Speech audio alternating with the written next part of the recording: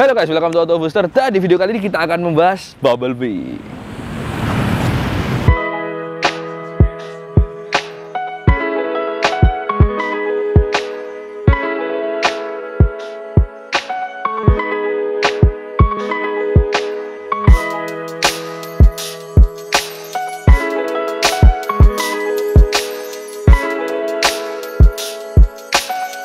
Bumblebee yang sudah operasi plastik.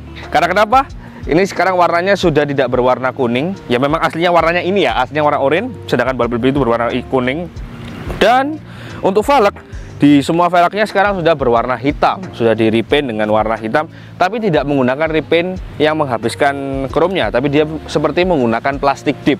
Sehingga kalau kalian memang tidak mau berwarna hitam ini, kalian bisa kelentek catnya. Dan seperti itu. Dan ya sekarang kita akan melihat keseluruhan bodinya. Jadi secara depan, samping, kanan, kiri, depan, belakang, mobil ini memiliki bentuk bodi yang sangat muscle car sesuai dengan kelasnya, tapi juga termasuk juga sebagai pony car. Kenapa kok disebut pony? Karena memang mesinnya bukan V8. Ada varian V8 pada mobil ini, tapi mobil yang ada di sini ini menggunakan mesin V6. Jadi tidak bisa disandingkan dengan V8 sehingga disebut sebagai pony car. Seperti itu. Oke, kita melihat dari bagian depan sini, di bagian atas kita sudah mendapatkan sunroof yang bisa dibuka secara manual untuk tutupnya dan elektronik secara kacanya. Dan di bagian kap mesin sini kita mendapatkan kap mesin yang bagian sininya itu lebih tinggi bagian tengahnya. Karena kenapa? Mesinnya itu memang posisinya agak tinggi dan menghasilkan panas yang lumayan panas, sehingga dibikin agak tinggi supaya airflow-nya lebih cepat keluar. Dan di bagian sini merupakan ciri khas dari sebuah Camaro generasi kelima. Dan yes, ini merupakan varian RS yang dimana dia menggunakan mesin V6. Lebih kecil dibandingkan V8, tapi tenaganya nggak malu-maluin kok. Dan untuk di bagian sini, di bagian lampu dia sudah menggunakan lampu HID dan sudah ada proyektor, dan beberapa masih ada yang menggunakan halogen, yaitu wajar pada tahun segitu ya. Dan di sini kita mendapatkan air vent yang gede banget, tapi tidak ada yang mengarah ke rem ataupun ke oil cooler. Jadi di sini murni hanya mengarah ke arah radiator saja. Dan di bagian samping kita mendapatkan bagian samping yang sangat-sangat muscle car. Dan terutama di sini velgnya sudah menggunakan ring 21 inci dengan ban 245 20. Sudah ventilated semua, tapi ventilated. Untuk di bagian sini kita mendapatkan yang memang yang di belakang. Tapi untuk pistonnya sama-sama 2 piston mau belakang. Dan di sini ada logo transformer, tapi ini harusnya hitam. Ya, karena di sini yang transformernya sudah agak pudar, sedangkan yang Camaro di sini masih terang benderang. Ini merupakan tambahan aja. Dan di sini ada kaca yang juga sudah elektronik, dan di sini adalah salah satu bagian yang estetik. Pintunya sudah frameless. Yes, pintunya sekarang sudah menggunakan frameless, dan framelessnya yes, gede banget. Wow, sabar banget. Enggak, dia di bawah 90 derajat. Tapi ini sudah cukup mudah untuk dimasuki secara normal. Ya kayak kalian naik sedan gitu. Enggak seperti naik car. Dan di bagian ada pengait double di sini dan di sini, itu untuk menambah rigiditas dari chassisnya. Ini gede banget.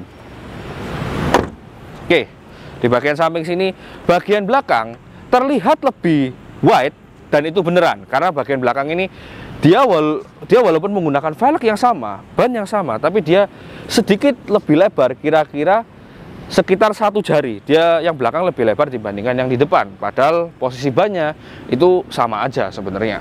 Seperti itu. Dan di bagian sini sudah ada spotlight, dan yes, kita akan beralih ke bagian belakang sini. Dan di bagian belakang sini kita mendapatkan bagian belakang yang sangat ciri khas sebuah Camaro dengan bentuk lampu yang masih klasik tapi juga modern di saat yang bersamaan. Di sini sudah ada lampu mundur dan sudah ada exhaust yang sekarang sudah diganti menggunakan exhaustnya Borla. Dan soundnya amazing, nanti kita akan coba. Di bagian bawah sini kita mendapatkan diffuser yang ternyata nyambung sampai bawah, sampai benar-benar mentok sama mufflernya. Jadi benar-benar diffuser yang berfungsi seperti itu. Yes. Di sini tidak ada kamera mundur. Oh, ada, ternyata tersembunyi di sini. Dan sudah ada 4 buah sensor parkir. Dan seperti biasa, karena kita akan masuk ke interior, sebelum masuk interior kita akan bahas bagian yang spesial, mesinnya.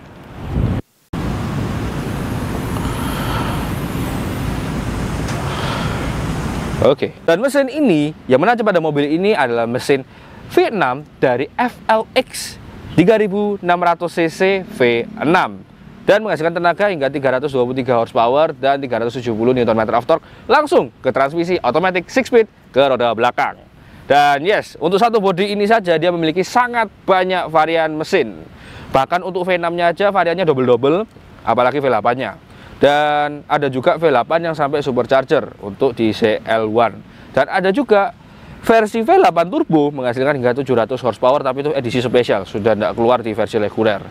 Dan ya, karena memang terlalu banyak tipe mesinnya, sehingga horsepower dan Nm-nya kita sangat sulit untuk mencari fixnya berapa pada mobil ini. Tapi kurang lebih setelah aku browsing-browsing, aku menemukan tenaganya 323 horsepower.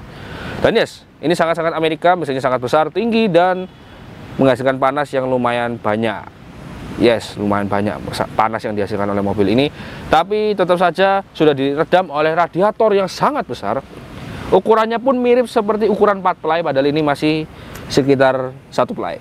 Gede banget, radiatornya gede banget sih. Ini bagus banget untuk melakukan pendinginan pada mesin yang menghasilkan tenaga yang buas ini. Yes, keseluruhan bagian sudah dicat. Dan sekarang kita akan lanjut ke interior. Dan ya, selamat datang di interior dari Chevrolet Camaro. Memang secara interior ini sudah seperti ketinggalan zaman dibandingkan mobil-mobil zaman sekarang. Sekalipun versi terbaru dari Chevrolet Camaro, interiornya menurutku ya memang ciri khas seperti ini, tapi tetap tidak segila mobil Jepang ataupun Jerman ketika meredesain interiornya. Benar-benar kelihatan beda. Tapi kalau mobil ini mirip-mirip aja sebenarnya dengan generasi yang baru. Dan yes, di atas kita sudah mendapatkan sunroof yang bisa dibuka secara elektrik dan juga bisa ditutup secara elektrik. Ya, seperti itu. Jadi bisa dibuka dan ditutup secara elektrik, dan menutupnya ditutup secara manual.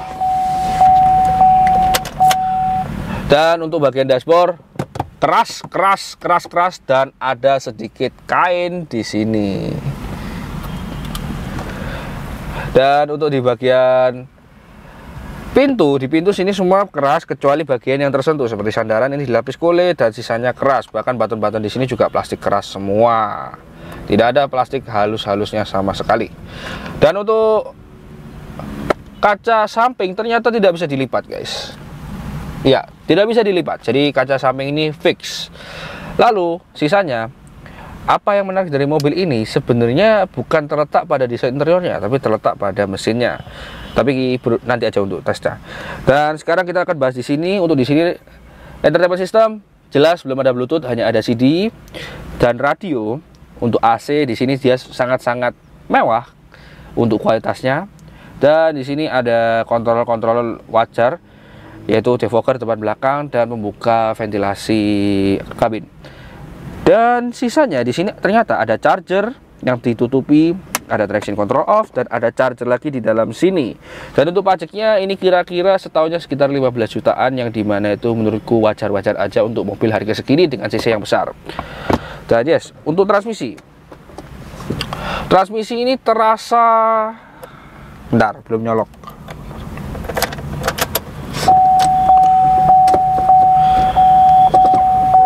Terasa solid sampai sekarang, seperti itu, bagus. Dan untuk handbrake di sini parking brake masih manual biasa, dan kursinya ini sangat-sangat nyaman, khas sebuah muscle car. Memang ini desainnya biasa aja sebenarnya, ya seperti semi bucket seat elektrik biasa, tapi yes, sangat-sangat nyaman. Untuk pengaturan di sini sangat banyak, bisa maju, mundur, naik turun, depan belakang naik turun, dan sandaran juga. Namun untuk sandaran kepala tetap manual. Dan yes, cruise control sudah ada tapi belum adaptif. Voice comment,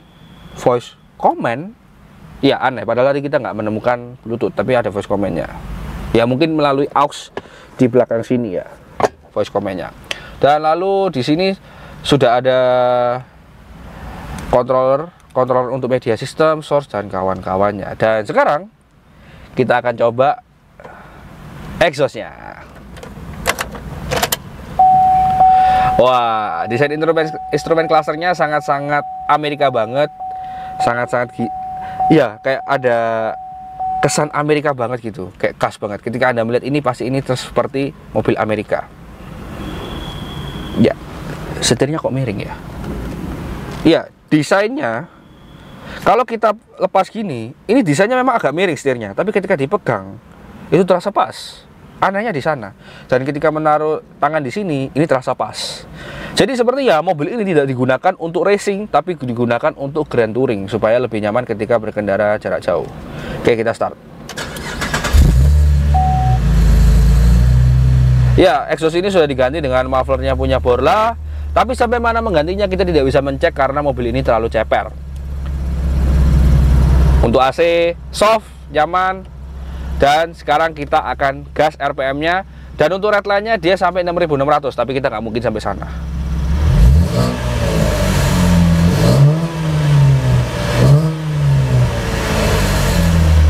Ya, ini mobil ini memang grand touring banget ya, tidak memberikan respon yang gila-gilaan. Cuman menurut aku pribadi, feel-nya ini tidak seperti mobil bensin, tapi feel-nya seperti mobil diesel. Naiknya pelan-pelan, tapi powernya itu membuat bodinya berguncang.